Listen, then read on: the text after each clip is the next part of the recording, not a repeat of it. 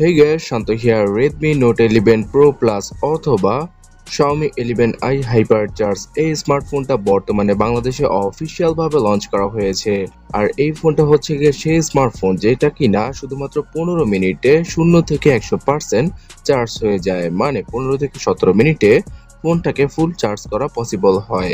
এছাড়া এই ফোনটির মধ্যে 4500 mAh এর ব্যাটারি এবং 108 মেগাপিক্সেলের প্রো লেভেলের ক্যামেরা সেটআপ থাকছে পেছনে।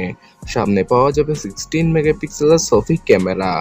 আর এই ফোনটা কিন্তু 120 ওয়াটের চার্জিং স্পিডের সাথেই আসে। এই কারণে শুধুমাত্র 15 থেকে 17 মিনিটে ফোনটাকে ফুলি চার্জ করা পসিবল হয় এবং সর্বপ্রথম চাইনিজ মার্কেটে Redmi Note 11 Pro Plus নামেই লঞ্চ করা হয়েছিল এই ফোনটিকে। পরবর্তীতে ইন্ডিয়ান মার্কেটে ইন্ডিয়ান গ্লোবাল স্মার্টফোন হিসেবে Xiaomi 11i Hypercharge নামে লঞ্চ করা হয়েছিল।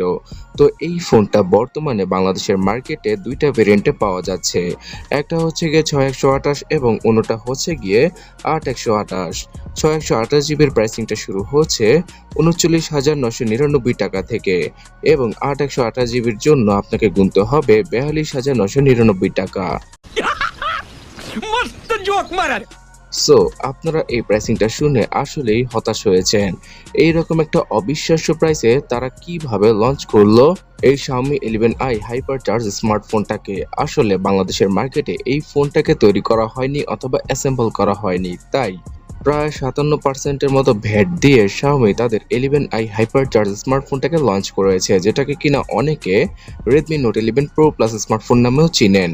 আর এই ফোনটাতে কিন্তু মিডিয়াটেকের 920 SoCর পাশাপাশি 6.67 ইঞ্চির একটি ফুল এইচডি রেজলিউশনের 120 হার্জের অ্যামোলেড প্যানেলকে ইউজ করেছিল Xiaomi।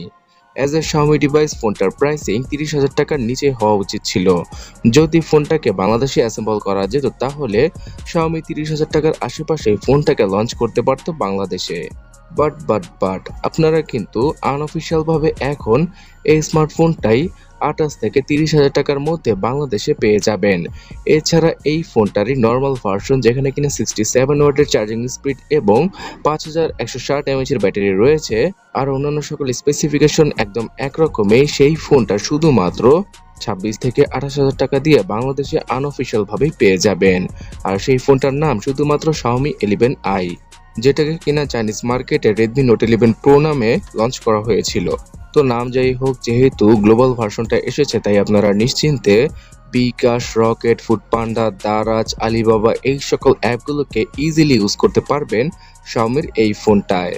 তাছাড়া আগামী 10ই এপ্রিল অফিসিয়াল ভাবে আইফোনের মতো দেখতে একটা স্মার্টফোন C31 মানে Realme C31 কে Realme অফিসিয়াল ভাবে বাংলাদেশে লঞ্চ করে দেবে। আর এই ফোনটার প্রাইসিং 12 থেকে 15,000 টাকার মধ্যে রাখার চেষ্টা করবে তারা, তাও আবার অফিসিয়াল ভাবে। ফোনটার স্পেসিফিকেশন অনেকটাই সাদামাটা, কিন্তু এর লুকের জন্য হয়তো অনেকেই 12 থেকে 15,000-এ ফোনটাকে পারচেস করে ফেলবেন। তাই আগামী 10ই এপ্রিল ফোনটা আসার সাথে সাথে ভিডিও পাবলিশ করা হবে এই চ্যানেলে। তার জন্য চ্যানেলটাকে সাবস্ক্রাইব করে রাখুন। ধন্যবাদ।